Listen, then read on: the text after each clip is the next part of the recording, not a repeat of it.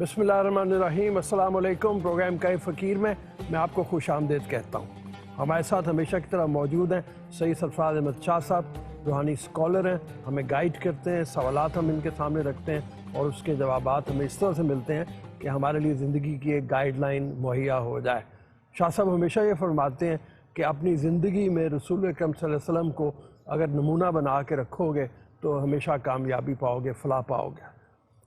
उस हवाले से हमारी बहुत सी बात होती है इल्म के हवाले से, वो इल्म जिसका फैज़ान हमें मिलता है ज़िंदगी में, अगर हम रूहानी इल्म की बात करें तो, जिसको हम बातनी इल्म भी कहते हैं। लेकिन इल्म ज़ाहिरी भी है और उसमें और बातनी इल्म में कुछ फ़र्क भी है। इस फ़र्क को शाह साहब किस तरह से समझते हैं, इस फ़र्क को शाह साहब किस तरह से देखते हैं, इसी बारे में आज हम बात करेंगे। शाह साहब अस्सलाम वालेकुम। वालेकुम अस्सलाम। ये जो मैंने बात की इल्म ज़ाहिरी और बातनी, इसको आप किस तरह से देखेंगे? बातनी इल्म ज़ाहिर है उसका ताल्लुक़ अंदरून से है, हमारे बातिन से है, उसके लिए और तरह की तालीमात चाहिए।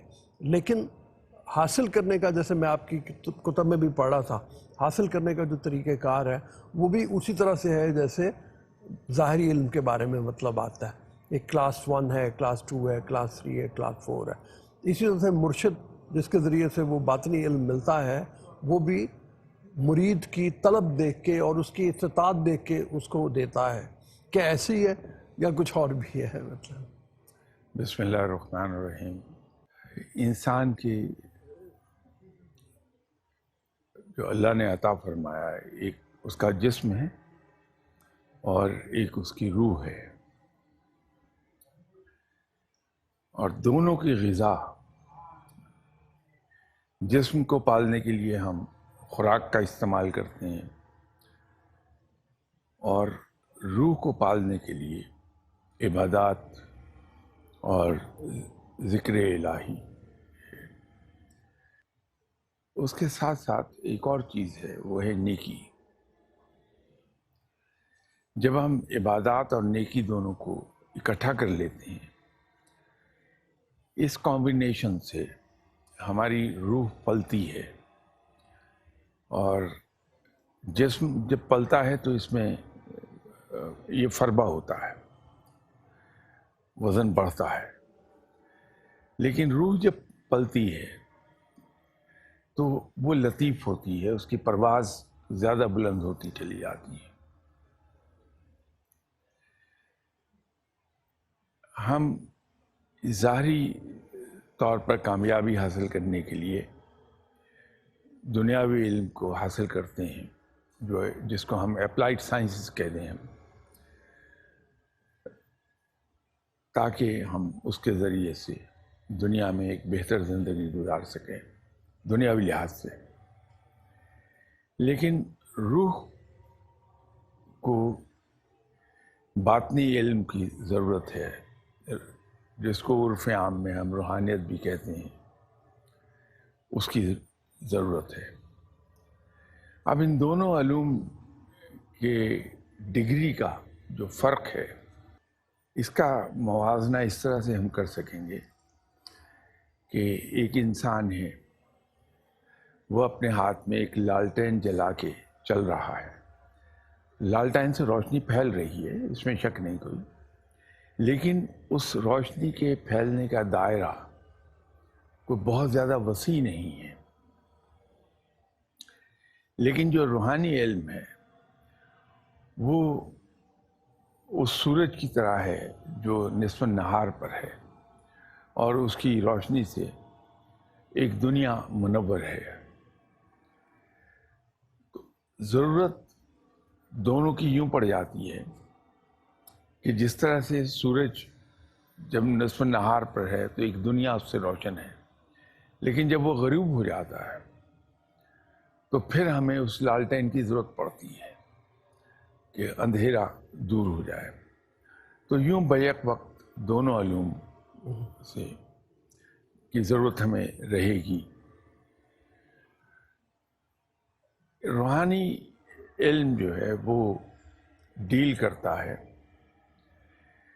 उन मख्फी मायनों से जो मौजूद हैं लेकिन आया नहीं होते। ठीक है। जबकि हमारा दुनियावी इल्म वहाँ तक नहीं पहुँचेगा। قرآن پاک کے ظاہری معنی موجود ہیں، وہ ہم سب جانتے ہیں، لیکن اس کے مخفی معنی بھی ہیں۔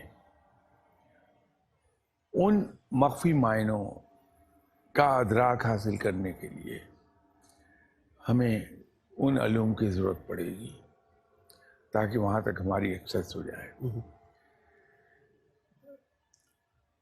آپ صلی اللہ علیہ وسلم کی احادیث مختلف موضوعات پر موجود ہیں۔ کچھ حدیث متواتر ہیں اور احادیث قدسی بھی ہیں۔ ایک حدیث متواتر یہ ہے کہ رب تعالیٰ نے قرآن پاک کو 7 حرفوں پر قائم کیا ہے۔ ٹھیک ہے۔ لیکن آپ صلی اللہ علیہ وسلم نے وہ 7 حرف بیان نہیں کیے۔ اس پر مختلف محققین نے، مختلف اہل علم نے بہت کچھ خیالی گھوڑے دوڑائے ہیں۔ ایک صاحب علم گزرے ہیں، جناب حضرت مبارک رحمۃ اللہ علیہ۔ ان کا فرمانا یہ ہے کہ میں نے اس حدیث کی تفسیر 100 مختلف لوگوں سے مختلف رنگوں میں دیکھی ہے، لیکن جن 4 تفاسیر نے، اس حدیث کی تفاسیر نے مجھے متاثر کیا ہے، ان پر بھی کوئی زیادہ میرا دل جمع نہیں، مطمئن نہیں ہوا میں۔ لیکن ان کے اپنے استاد تھے جناب حضرت عبدالعزیز دباغ رحمۃ اللہ علیہ۔ ان کا فرمانا یہ تھا کہ میرے اپنے جو استاد ہیں جن سے میں نے علم حاصل کیا، فیض حاصل کیا، عبدالعزیز دباغ، ان جیسے ہی اس کی تفسیر نہیں کوئی بتا سکا۔ تو ان کا فرمانا یہ ہے کہ میں نے اپنے استاد سے ایک دن پوچھا کہ یہ 7 حروف کیا ہیں؟ تو میرے استاد نے کہا مسکرا کے کہ یہ میں کل بتاؤں گا آپ کو۔ تو اگلے دن پھر انہوں نے بتایا کہ وہ 7 حروف کون کون سی ہیں۔ جیسے اس میں حرف روح ہے، حرف نور ہے، حرف انقباض ہے، حرف بسط ہے۔ اس طرح انہوں نے 7 حروف بتا دیے کہ یہ ہیں۔ اب ان میں جو حرف نور ہے اصل میں وہ ہر انسان کو اللہ تعالیٰ نے عطا فرمایا ہے۔ یہ یہاں آپ کے ساتھ کسی پروگرام میں روحانیت کی بات ہو رہی تھی تو اس پر بھی میں نے ان الفاظ میں تو نہیں، لیکن میں نے دوسرے طریقے سے عرض کیا تھا۔ یہ ہر انسان میں موجود ہے۔ فرق یہ ہے کہ جو شخص اپنے رب کی طرف زیادہ رجوع رکھتا ہے اس میں یہ نور زیادہ نمایاں ہو جاتا ہے۔ بات چیت کرنے والی جتنی مخلوق ہے ان سب میں زیادہ جو عطا ہوا وہ انسان ہی کو ہوا ہے۔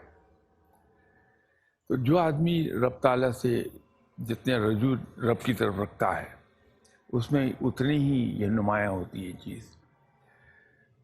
وہ کوئی بھی بات کہے گا اس بات کا اثر براہ راست دل پر ہوتا ہے، خواہ وہ کتنے ہی آسان لفظوں میں بات کر رہا ہو، کتنے ہی روزمرہ کی گفتگو کے الفاظ یوز کرے، لیکن اس کی بات دل پہ اثر رکھتی ہے۔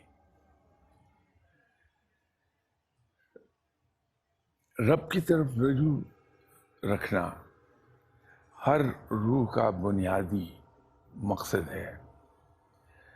جب رب تعالیٰ نے روحیں تخلیق کی ہیں تو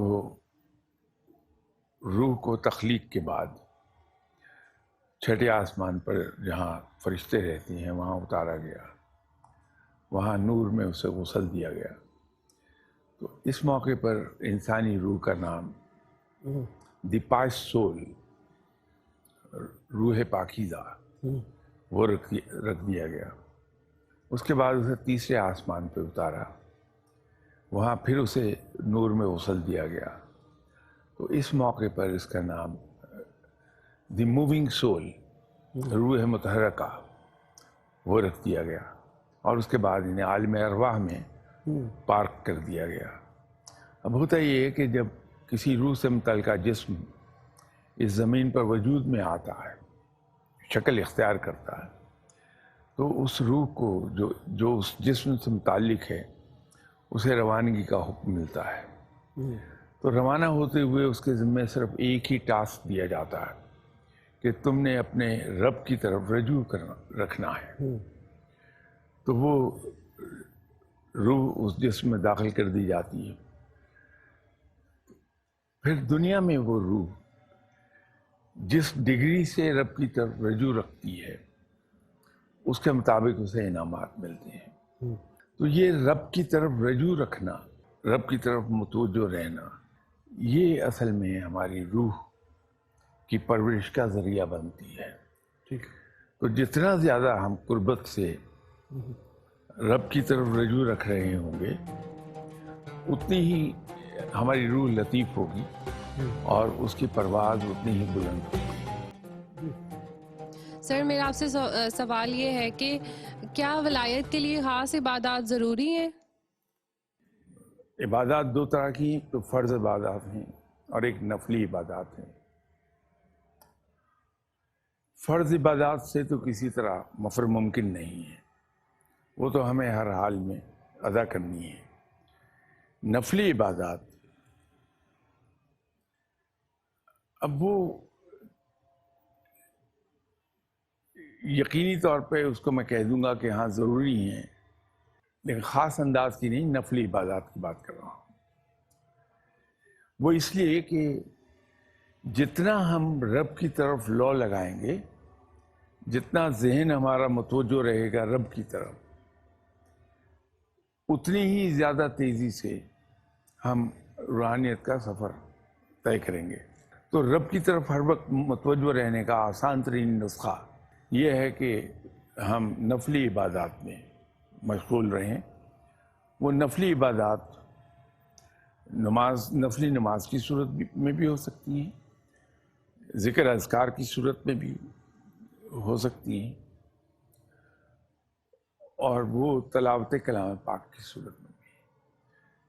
تلاوت کلام پاک کثرت سے کرنی چاہیے انسان کو، لیکن یہاں ایک چیز ہمیں یاد رکھنی چاہیے کہ عبادات کے اندر بھی ایک اعتدال کو ہم قائم رکھیں۔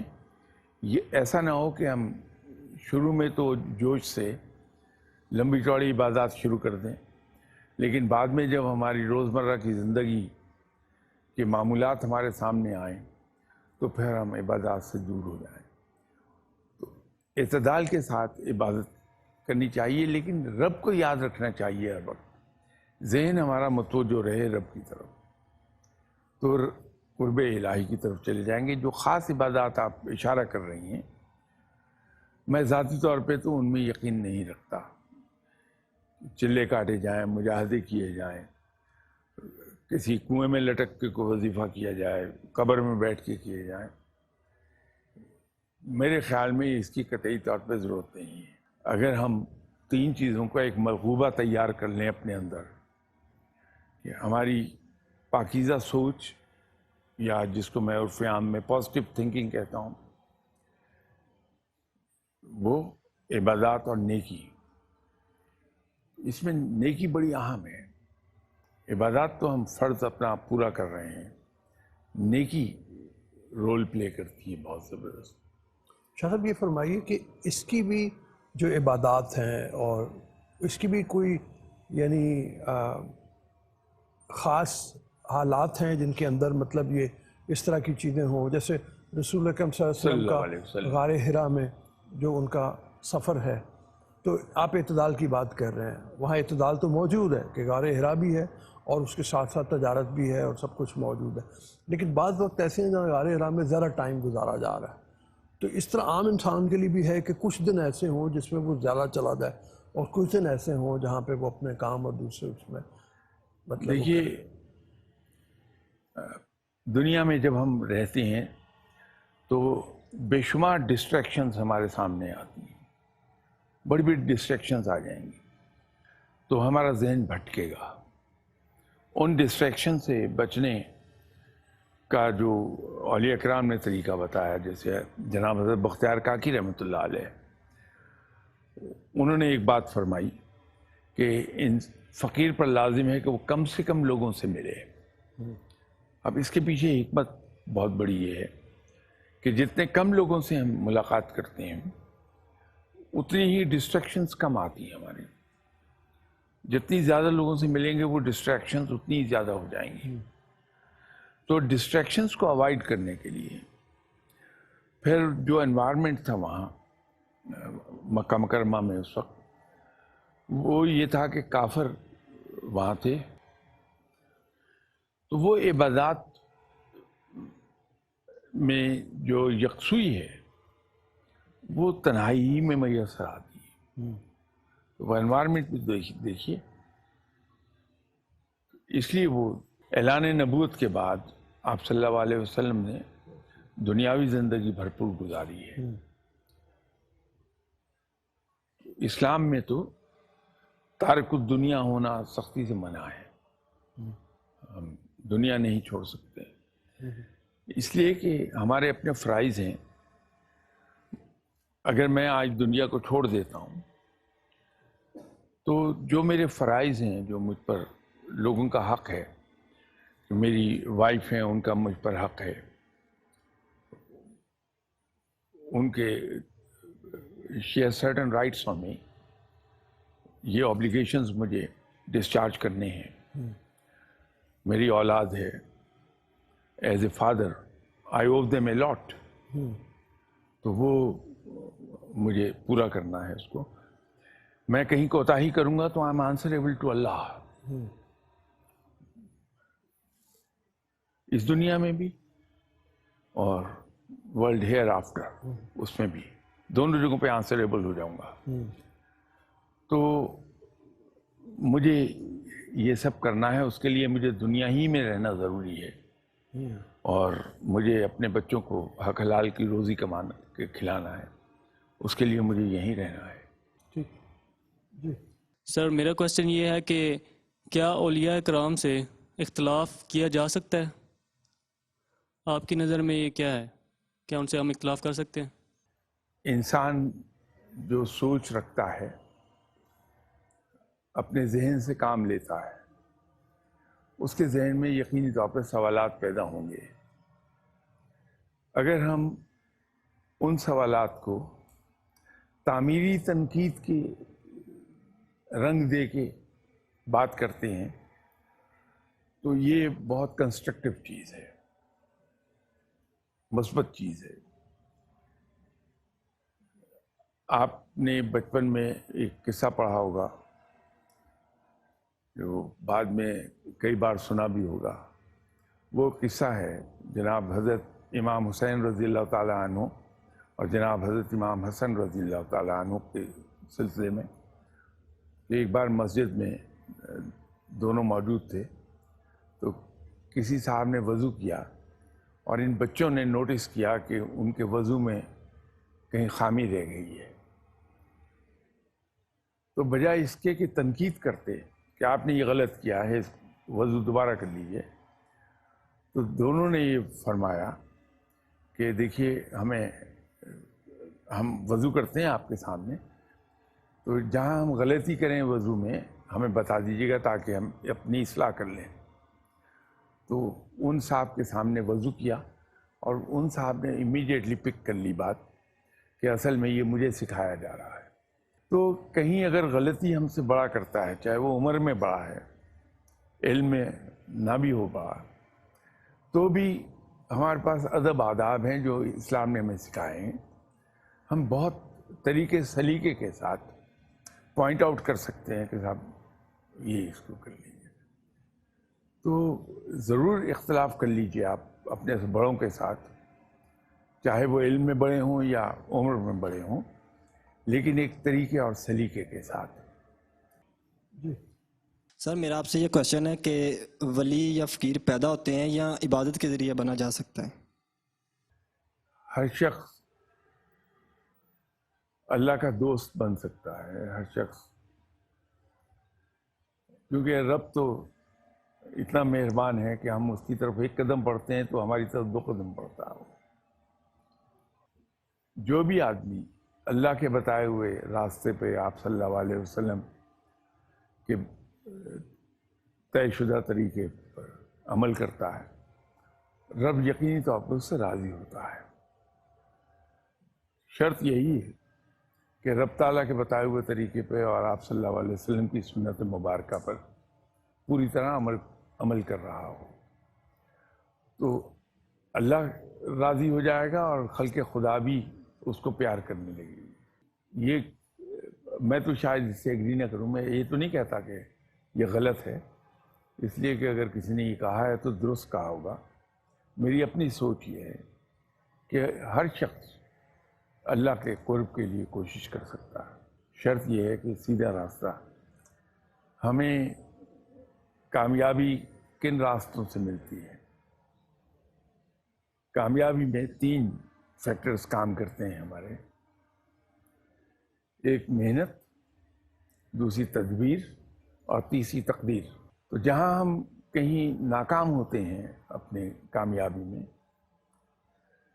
یا اپنا آبجیکٹیو اچیو نہیں کر پاتے، تو ہمیں فوراً پیچھے مڑ کے دیکھنا چاہیے کہ ہم سے غلطی کہاں ہوئی، اور یہ 3 ہی فیکٹرز ہیں جن کو ایگزامن ہم کریں کہ ہماری محنت میں کہیں کوئی فرق رہ گیا، ہماری تدبیر میں کوئی فرق رہ گیا، یا تقدیر نے ساتھ نہیں دیا۔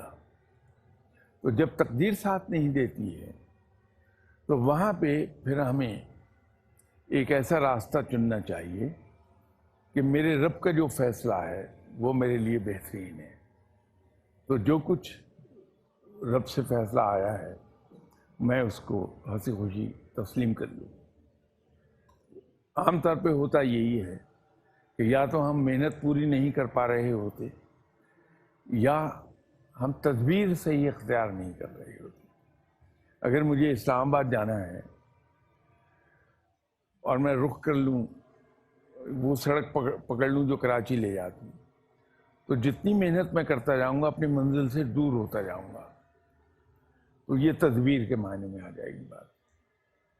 ولایت بھی، یا دوسرے لفظوں میں قرب الہی، اللہ کی دوستی، اللہ کی رضا، وہ بھی اسی طرح حاصل ہوتی ہے کہ محنت ہے، تدبیر ہے۔ محنت تو ہماری یہ ہے کہ ہم، جیسے میں نے ابھی تھوڑی دیر پہلے عرض کیا، کہ اپنی سوچ کو مثبت کر لیں، دوسرا عبادات پہ پورا زور دیں، تیسرا نیکی اختیار کر لیں، یا اگر مختصر کہنا چاہیں تو کتاب و سنت صلی اللہ علیہ وسلم اس کی پیروی کر لیں۔ یہ تدبیر ہے۔ اور محنت یہ ہے کہ ہم بڑے شوق و ذوق کے ساتھ، اس میں ذوق زیادہ امپورٹنٹ ہے، کہ ذوق و شوق کے ساتھ اللہ کو پکاریں۔ یقینی طور پر اللہ راضی ہو جائے۔ اچھا یہ فرمائیے کہ بعض صوفیہ کے ہاں ہے کہ جس طرح ہمارے حواس ہیں، سننے کی حص ہے ہماری، چکھنے کی ہے، چھونے کی ہے، سونگنے کی ہے، سننے کی ہے، اس طرح ہمارے حواس باطنی بھی ہیں، تو اس کے بارے میں بھی کافی تفصیل سے آیا۔ تو یہ باطنی علوم جو ہیں اس کے لیے ان کو جاننا ضروری ہے، پھر اسی طرح سے جو حواس باطنی ہیں ان کو روحانیت میں لطائف کہا جاتا ہے، ٹھیک ہے، اور یہ کہا جاتا ہے کہ 9 لطائف ہیں، قلب ہے، نفس ہے، اسی طرح دوسرے اور ہیں۔ ذاتی طور پر شاید میں ان چیزوں کی طرف نہ جانا چاہوں، اگر مجھے سیکھنا ہو، کبھی اللہ توفیق بخشے اور میں سیکھوں روحانیت کو، تو شاید میں ادھر کو نہ جاؤں۔ میں سیدھا ایک کام کروں کہ اپنے رب کو پکاروں اور آپ صلی اللہ علیہ وسلم سے ایک عشق کا رشتہ پال لوں، جو قربت کا تعلق ہے، وہ جوڑنے کے لیے ایک آسان راستہ اختیار کروں گا۔ جب ہم ابھی ہائی اسکول میں پڑھتے تھے تو کلاس 9 اور 10 کی کلاسز کو ہمارے ہیڈ ٹیچر لیا کرتے تھے، کلاسز انگریزی پڑھاتے تھے۔ ان کے پڑھانے کا انداز بڑا خوبصورت تھا، بڑا لائٹ انداز تھا کہ وہ 5-6 منٹ ٹیکسٹ بک پڑھا دی، پھر ایک آدھ کوئی قصہ سنا دیا، کوئی لطیفہ سنا دیا۔ اس کا نتیجہ یہ ہوتا تھا کہ ہم ریلیکس رہتے تھے اور ہماری توجہ ہیڈ ٹیچر صاحب کی باتوں پر رہتی تھی، اور ہم انتظار کرتے تھے کہ وہ کلاس کب لیں گے۔ تو وہ ایک بات کہا کرتے تھے کہ کسی بھی ماں کے دل میں اترنے کا آسان ترین راستہ ہے اس کے بچے کے ذریعے، کہ اس کے بچے سے پیار کرو تو اپنا گھر تم بنا لو گے اس کے دل میں۔ رب تعالیٰ ماں سے زیادہ مہربان ہے، ایک روایت کے مطابق کہا جاتا ہے 70 گنا زیادہ۔ تو اگر خلق خدا سے پیار کر لیا جائے، خلق خدا کو خوش رکھا جائے، تو رب راضی ہو جائے گا۔